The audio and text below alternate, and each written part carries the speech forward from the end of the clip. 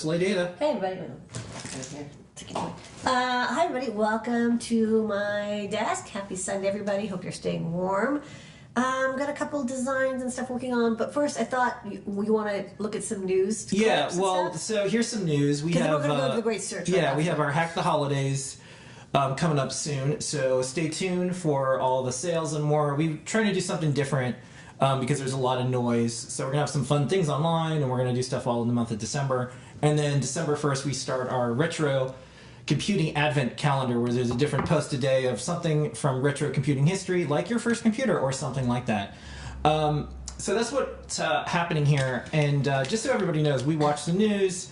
We understand what's going on in the world. We understand that we don't understand sometimes too. Yeah. And you'll see a lot more art and things posted from us because we want to be a positive light out there.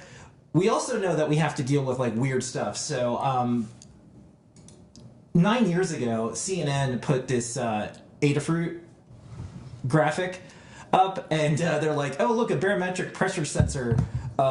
This is what it is." And they're like, "Intel suggests ISIS bomb brought down plane." So there's this like Russian thing, and I was like, I had to scramble. I talked to our lawyer. I'm like, "Can you tell CNN not to do this?" Because what they did is they just Googled for barometric pressure sensor. And then someone on Reddit is like, CNN thinks that an unpopulated Adafruit breakout was in this, plane crash. And then someone on Reddit was, Adafruit should sue them for their stupidity, also for using your name and trademark in relation to airplane bombing.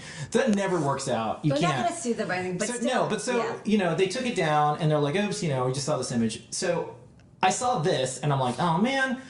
Whenever we see circuit boards, am I going to have to deal with this? Yeah. We're like, oh my god, we have to look at this to make sure. Is that an Adafruit logo? Yeah. Sometimes they're like, and this is what a microcontroller is, and it's like a cutie pie. Because our stuff is so well indexed, and now like AI also does it. It's like electronics. Here's Adafruit. So this video was on CNN called "House of Horrors." Investigators discover what's inside North Korean missile after deadly strike.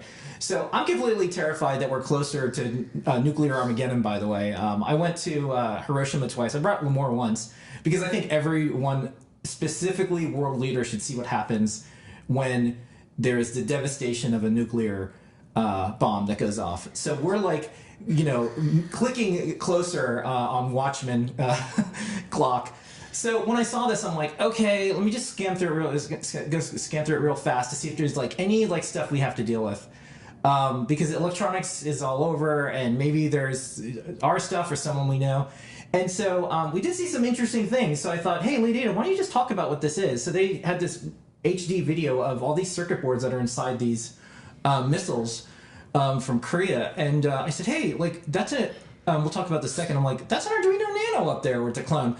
Yeah. And I said, hey, Lamar, why don't we just talk about this or like an STM32 board. I'm like, why don't we talk about this on Desk of Ladyada? Because I think everyone knowing more about this is better than the alternative. So what's this thing? Yeah, this is some communications board for satellite or drone. Okay, first off, I'll say I've never done any like military technology design or analysis, so I'm just like, yeah, this is just like, I'm okay, talking about a pocket here. Yeah, but like, this is like a really advanced board. There's like sub-modules. It's like, they've got this like high frequency wiring, it looks like, to communicate between the two subboards. I wouldn't be surprised if these were obviously they weren't designed in North Korea. I don't believe any North Korea can design this sort of stuff. I'm not even convinced it was designed in Russia. This looks like a European or American designed board. It just has like that feel.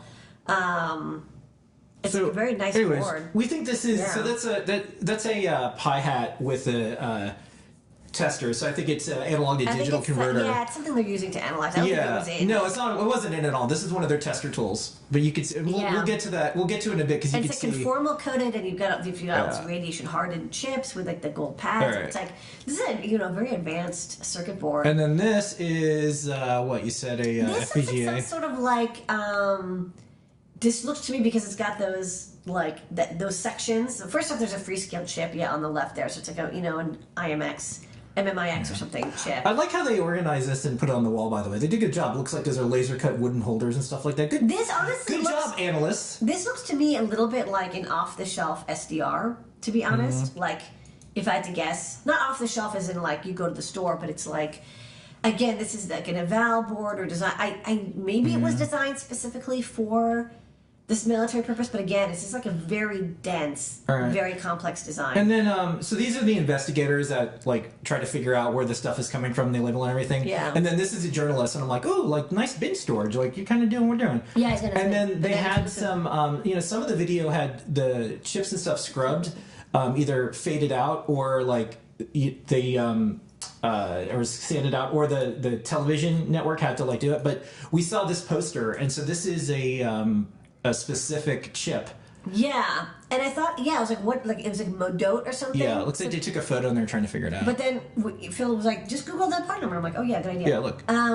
So it's this company called this is like the great search for the UN. So these are, I mean, yes, this is like military technology. What's interesting is if you look at some of their products, it's like, how did they get an ARM license? Like, I'm a little shocked. I mean, maybe they applied for the license before. Or who knows? Like maybe ARM doesn't even know they're putting a logo on there. Like, who arms the armors? To be fair, I mean, all things equal, this is a pretty bitchin' logo. That's a nice logo. This is like what happens when you have like post-communist Russia is like the proletariat will have. They got a lot of time to design logos. Like that little factory. Yeah, I like functional logos. Yeah. All right. But it's like these are microcontrollers designed. I mean, they probably have silicon manufacturing capability. Not great. Yeah. But, so it looks like they're trying to figure this out. Okay. And then this was like the opening shot, and that's when I saw them just like, oh, look at that. They're doing some testing. So this is like the thing, and this is when I glance at it, I'm like, oh, is it like an Adafruit logo? It's not. No, this board doesn't look too. I mean, not like I don't want to say not complex or advanced, like all electronic complex, but it's this looks like something like you could design in house, even if you didn't have like advanced manufacturing. The parts are fairly large; they're not too dense. It looks like it's a double-sided board. Yeah. What's interesting is in later on, and then like this board up there, not that one, but like to the right has like. It's quite old. It's got this through-hole resistor packs, and like that looks like just something you got from AliExpress. Who knows? Yeah, and or it could be relay taken board. out of something else. It looks like some sort of and just like as a heads up, so by the way, everybody, we do denied parties screening. We have all of our orders go through to make sure that there's nothing going to Russia or any of the denied countries at the moment. So don't worry about that. We don't like. That's why when we see this, we're like, it's never our stuff, and our stuff is not used for this. But But when news organizations Google for something, our stuff just comes up first. Yeah. So this I thought was like, hey, look, it's like a badge wall, but it's not. Yeah, this is like this is fascinating. These are like the extracted boards, and like this is definitely like mil spec technology. Pretty intense advanced stuff, and I don't know if this is stuff that they're comparing it to or stuff that they've extracted. Yeah, it's like it's a wall of horrors. And then quick, impressive work. And then they've got they're doing some analysis. They do analysis, and they're like, oh, analog devices. Analog devices. Yeah, and then you can see that resistor pack again. On the side. So they have we sell Freescale analog devices. They're like Newxie. Like I think these are Newxie. Capacitors, they're doing analysis on these boards. Yeah. I would be surprised if there's like some electronic manufacturing occurring in Russia, but it's like probably a lot. I mean, and don't get me wrong, you don't need that much equipment to do very high-end manufacturing. But I think a lot of it's probably like they piece together existing boards and design boards. I think everything is like, without getting into politics, I think we could just talk about like, this is the tech, these are the things, this is what you can understand. Our stuff is not used for these, but we're always ready, and we're looking at it. And we've been called before by the FAA, Homeland Security, and they just wanted our opinion or advice on something. They were trying to figure out a battery that was inside of a tray that was used for drugs. It was not necessarily illegal drugs, but you would put your marijuana on it, and it had all these wrappers on it. Like music wrappers, not wrappers like wrapping paper. And but both, probably. Yeah, and they sent me a picture, and they're like, we're just trying to figure out the battery inside of it, because what was happening was the batteries that were inside were exploding in planes, and they wanted to figure out the source of the batteries, and they're like, we just need someone from Adafruit who's smart to tell us where this is. So I got this like Snoop Dogg marijuana tray picture, with a battery on it, and we were able to help identify. And they're trying to just make sure these batteries aren't used because they weren't great. And anyways, I thought that was fun. Yeah. So we're here to help, but kind of interesting and weird stuff. I grew up in the 80s, and there was like always talk of like Cold War and jumping under your desk. Oh, there's also, did you have this. a photo of the PC-104 boards? Because I thought was kind of interesting. Oh no, we didn't put that. Oh, we forgot to put that in. Yeah. One of the photos. Maybe it was the next. Oh no, it was this one, right?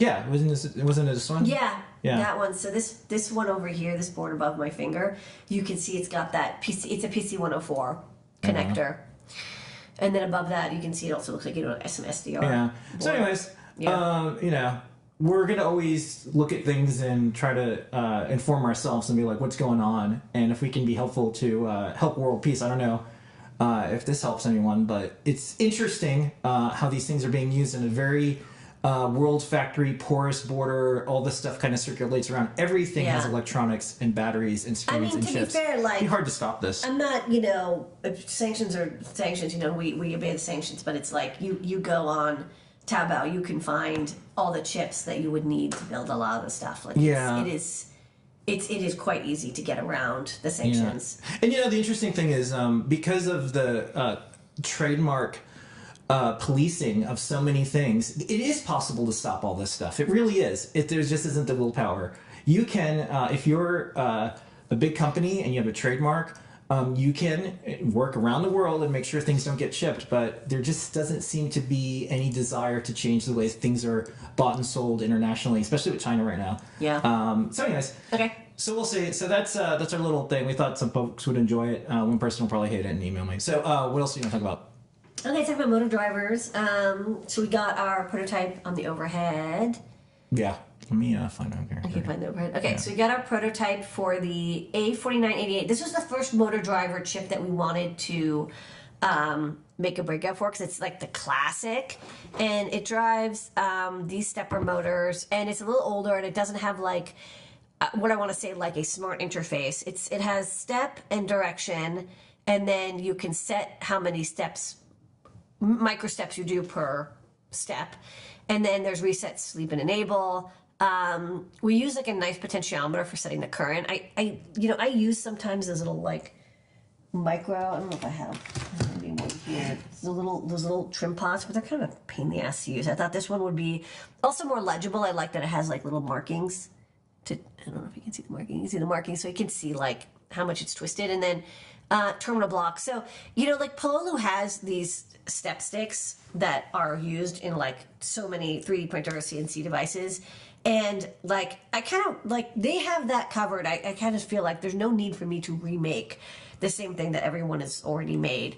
So I like that this is just a basic breakout for like you want to do motor stuff. And I get to put in like a big capacitor for filtering the motor, and I didn't have time this morning to set this up and solder wires, but maybe next week I'll demo this. So I have put LEDs on the direction and step pins, and so like as you're stepping, because you might have multiple, you will be able to see like, oh, this is activating. And then I also got the prototype for the Metro RP2350B. So you see this chip is like quite large in comparison to, like a normal RP2040 or 2350. So this is the B.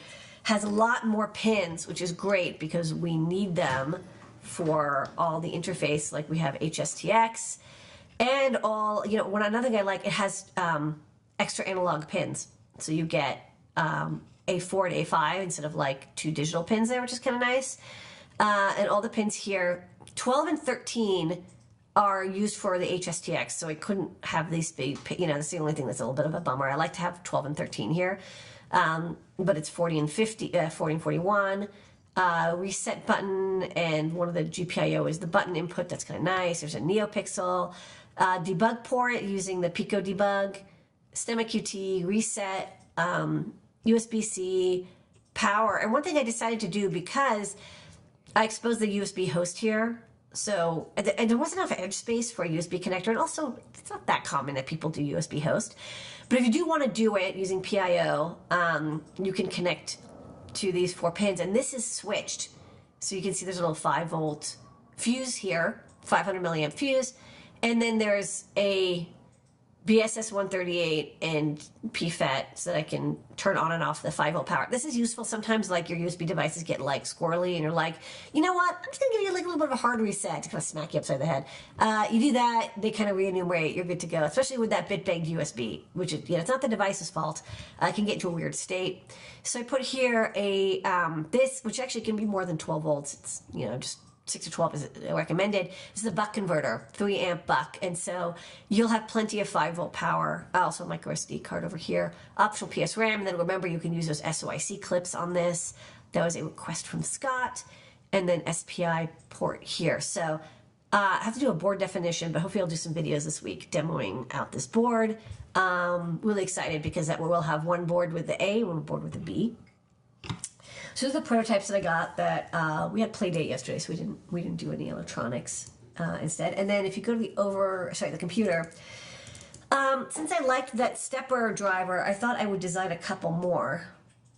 What is that burn to disk? Like what am I like? Fax? Kind of weird. Pardon me. So this is the TMC Trinamic motor control. So this stepper I just showed, this prototype was the Allegro chipset. The Trinamics are really good. I'm getting over a cold, so I have to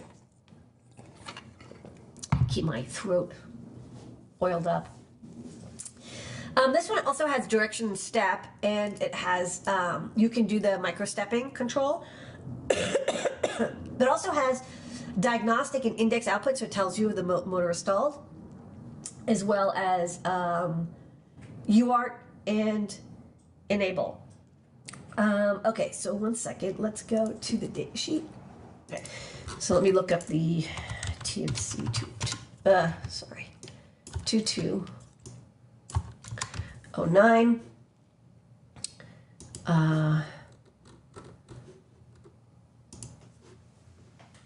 Yes, this one's nice. Up to peak 2.8 amp, but like 2 amp in general, step direction, micro stepping. The UART is kind of neat because, I mean, I'm not a huge fan of UART in general. It's one pin, so it's bidirectional. So what's ironic is you could use our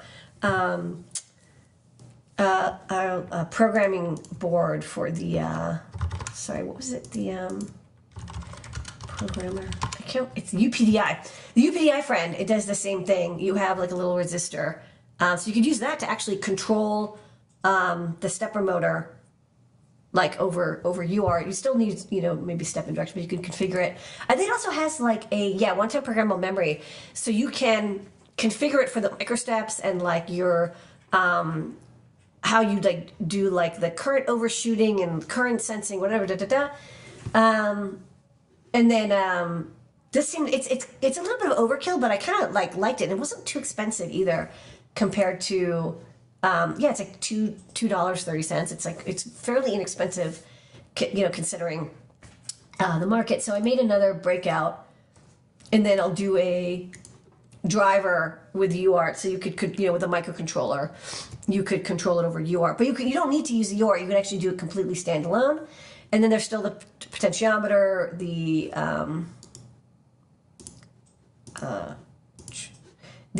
forward, backwards, and step LEDs. One thing is I'm starting out with a 2-layer board, and I might update it to be a 4-layer board, although I think while 4-layer is like somewhat useful, I think a 2-ounce copper might be like a better start, so I might make these in 2-ounce copper. I've done that for some power chips, and then the stepper motor output, and then I wanted to do one more real fast because I was like, well, I was kind of on a roll. So I did the TMC 2130, and this is like a beast. I kind of just was like, well, what's like not the nicest, but like kind of really high end. I did have to like bump the board out a little bit because it has so many more configuration and debug outputs, but it has a true SPI interface. So when you pull the SPI pin high, you can use, this is S clock, and this is MOSI, and this is MISO and chip select. And so instead of UART, you can use SPI to do the configuration with direction and step. And this is like a very advanced chip with like high current, high voltage, and then a lot of like internal capabilities. There's also like a motion planning chip that I might check out, but I thought I would just start with these stepper motor drivers because, again, these little steppers that Pololu and other people have, they're like totally great and they're perfect for CNC, but they're really, I don't think they're good for if you're breadboarding or prototyping, or if you're making something that's not a CNC or stepper or 3D printer. Just having stuff like a big cap and like an easy to use potentiometer and a terminal block. The only thing is that like, the chip is on the top, and so if you want to heat sink it, we'll have to carry little heat sinks of some sort, I guess. I don't know. I'll figure that out later because some people do like to heat sink. I think we have like little micro heat sinks for like like this tiny heat sink. So I think something like this could be a good, and these are very inexpensive. We might even toss it in, with the breakout. And these are even less expensive. They're 50 cents a piece. So I'll try both of them. Anyways, okay, so it's the driver. And then one last design I did and then I was looking at the eval board. What's nice is that Trinamic released, because they're German, so they're like, we'll use EagleCAD because they're also German. They released their eval board in EagleCAD format. So I actually got some good ideas from looking at the eval board. I was like, oh, you take the power traces for the motor on the underside. Okay, cool. And then the last thing I designed was,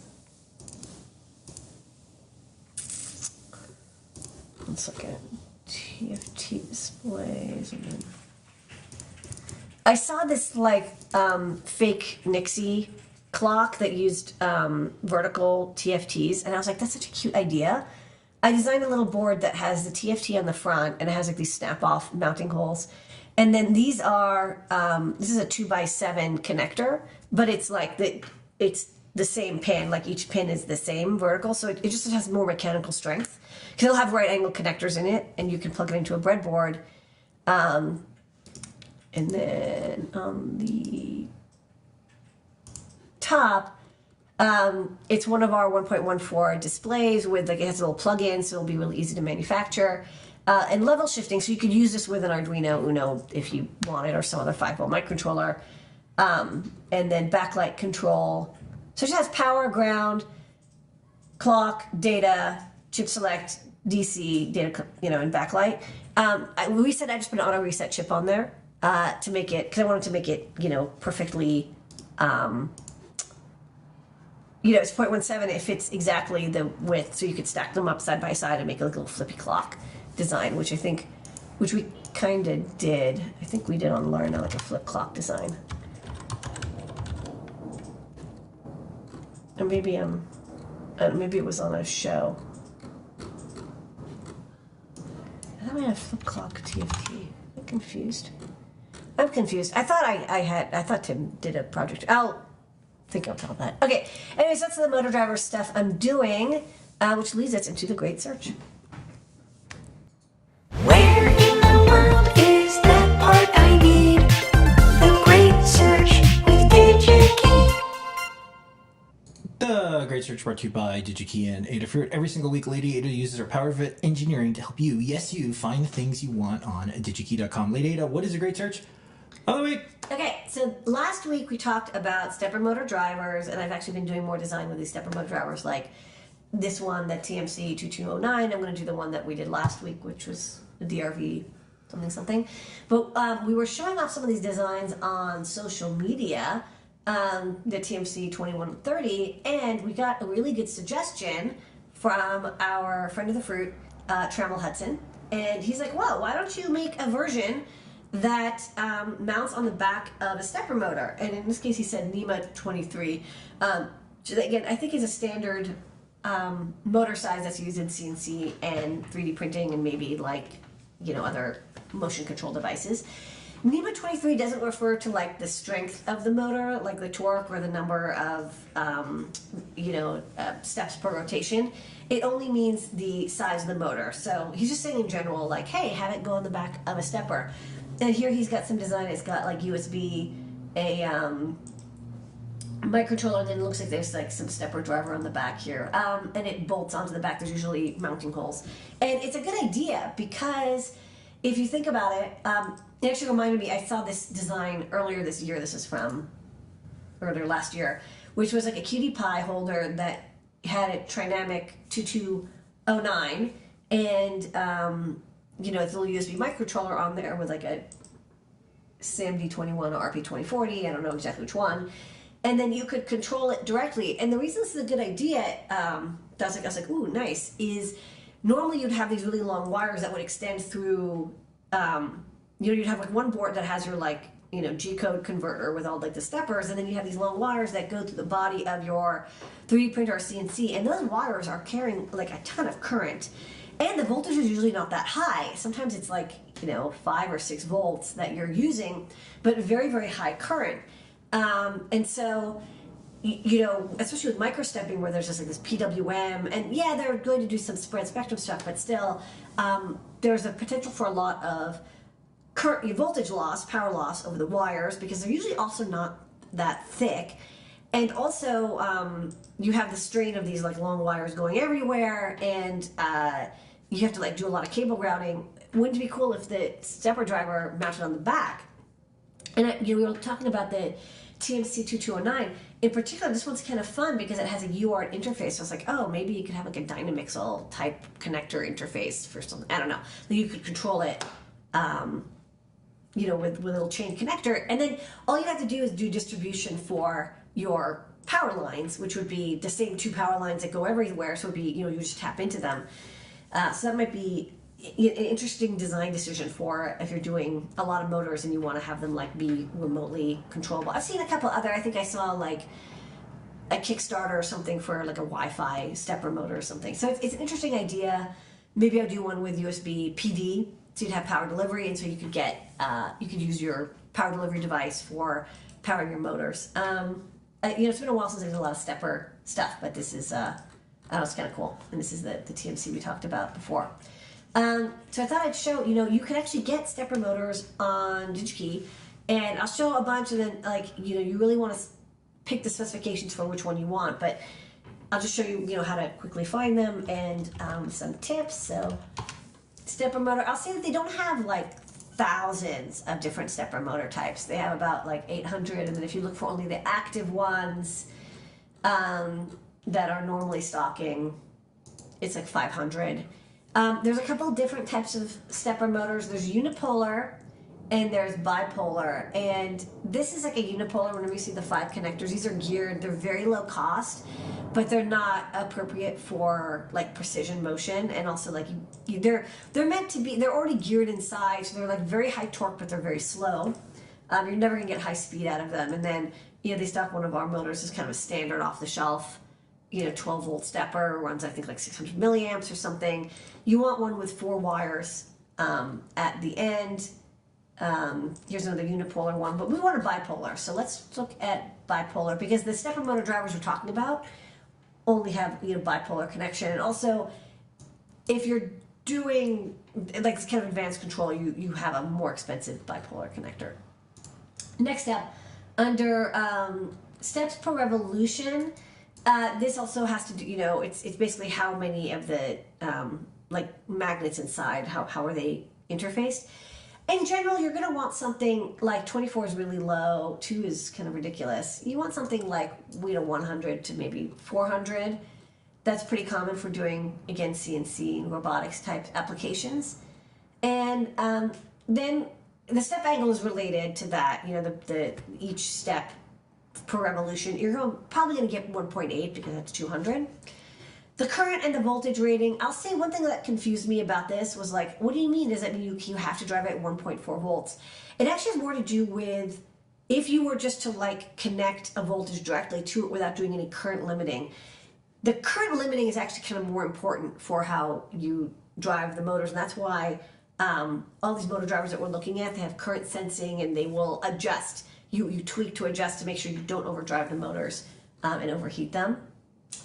You get different connectors, and then the mounting hole spacing, the NEMA frame size, like we mentioned, that tells you, like I'll just look at 8 really fast. That tells you how big, I think it's in centimeters, the motor is. So like, it's so tiny. They're very cute. These are adorable little stepper motors. Used when you have like a very small CNC. Maybe you don't need a lot of torque. You know, we stock a NEMA 8. They're adorable. This one has encoders in it, so it's going to be much more expensive. That's another thing. You can choose whether you want encoders or not. Most people don't use encoders. You can actually, a lot of the stepper drivers will tell you when a step occurred. Like they can use the back EMF, like the current draw, and they'll tell you like, did the motor actually do something or is it stalled? And you can use that to determine whether it's stepped. But you can also, of course, if you want precision, have a separate encoder. One thing I thought would be cool to show is Pololo actually has a lot of stepper motors available through DigiKey, and it's marketplace, but like Polo ships are really fast, so you're going to get it about as quickly as you would get it from DigiKey. They have like a very good shipping system, and they are like really good at motors and motor control. Again, they kind of like invented the idea of having the step stick. So definitely, like when people ask me like where to get motors, steppers, DC, I always say like go to Pololo because they have a trillion different things, and you can now buy them through DigiKey. So in this case, this NEMA 17, I think it's just like 1.7 inch by, let's see the mounting. Yeah, the size and dimension is 1.7 inch by 1.7. That's what the 17 in NEMA 17 means. And they also have tutorials on how to use stepper motors as well. So I recommend, and this is the one they have the most in stock of at DigiKey. So I'm not too worried about if you need motors for your big project. You need 3 motors or 4 motors per machine, and you want to build like 200. You'll actually be able to get 600 motors from DigiKey immediately. So check out the stepper motors available from DigiKey and Pololo. Where in the world is that part I need? The great search with DigiKey. That's our show. Thanks for joining us. Lots ahead this week, including all the sales and festivities. We're going to try to have something fun for everybody. And then, if you guys have your favorite motor drivers, send them along too, because I've only done 3 motor drivers. It must be time to go because you're blurry now. I know. I'm derezzing. Bye. Bye.